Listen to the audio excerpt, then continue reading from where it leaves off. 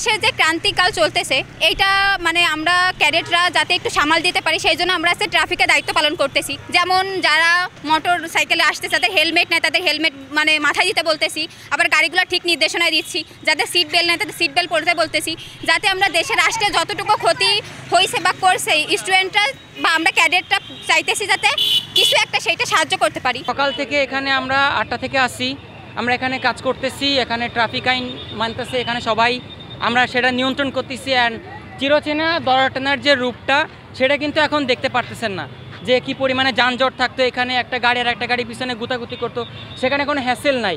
জনগণ আমাদের সাথে অনেক কোঅপারেশন করছে, জনগণ যদি আমাদের সাথে কোঅপারেশন না করতো আমরা কিন্তু এই কাজটা সফল করতে পারতাম না। আমরা জনগণের সাথে আসি, আমরা জনগণের কথা শুনতেছি, তাদের আমরা এখানে অ্যাম্বুলেন্সকে বেশি প্রায়োরিটি দিচ্ছি।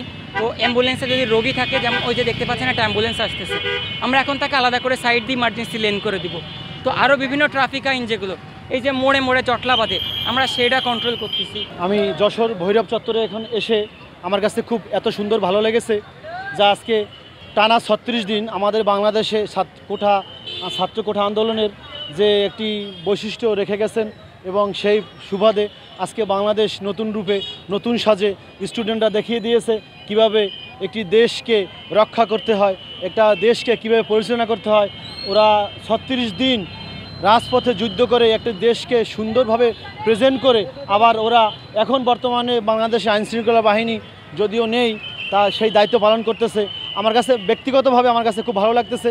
তাই আমরা আসি সবাই দলমত নির্বিশেষে সকলকে কাঁধে কাঁধ মিলিয়ে আজকে আমরা নতুন বাংলাদেশকে নতুন রূপে আগামীর বাংলাদেশকে সুন্দরময় করে তোলার জন্য সবাই একসাথে কাজ করি। কেউ জানি না যে কিভাবে করতে হবে, এই যে বড় ভাইরা সাহায্য করতেছে, এইভাবে আমরা করতেছি।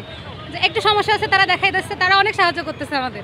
হ্যাঁ, অনেকে আছে, অনেকে অনেক কথা বলতেছে, আবার অনেকে হাজার হাজারভাবে দোয়া করতেছে। এক একজনের এক এক ধরনের মন মানসিকতা, সে সেইভাবে বলতেছে। তো সব কিছু শুনে তো চলা যাবে না, আমাদেরকে আমাদের মতোই কাজ করতে হবে, এটাই আর কি।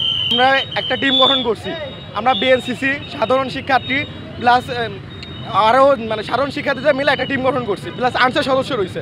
তো সবার নিয়ে একটা টিম গঠন করে আমরা পুরো মানে যান্ত্রিক যে ত্রুটিগুলো যাতে যান্ত্রিক জঞ্জাট না বাঁধে সেটার চেষ্টা করতেছি। বর্তমানে দেশের এই পরিস্থিতিতে যেহেতু আইন শৃঙ্খলা বাহিনী আমাদের পুলিশ সদস্য যারা আছেন তারা এই মুহূর্তে দায়িত্বপ্রাপ্ত নয়, সেজন্য আমরা বাংলাদেশ সেনাবাহিনীর তরফ থেকে বাংলাদেশ ন্যাশনাল ক্যাডেট কোর বিভিন্ন বিশ্ববিদ্যালয় বিভিন্ন কলেজে যারা আমরা অধ্যয়নরত ছিলাম এবং সামরিক ট্রেনিংপ্রাপ্ত আমরা যারা ছিলাম তারা আমরা এখন রাস্তায় এসেছি।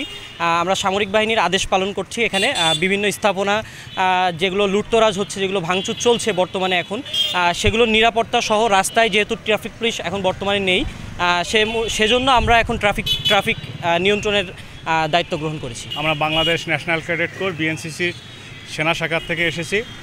বর্তমান দেশের এই পরিস্থিতি এবং ক্রান্তিকালীন সময়ে যেহেতু দেশের আইন শৃঙ্খলা এখন একটু দুর্বল আছে, সেই জন্য আমরা বাংলাদেশ ন্যাশনাল ক্যাডেট কোরের নির্দেশনা অনুযায়ী আমরা মাঠে নেমেছি। আমরা বিভিন্ন জায়গায় ট্রাফিক এবং যে সব জায়গায় হামলা বা আছে সেই সবার নিরাপত্তার জন্য আমরা এখন আসছি।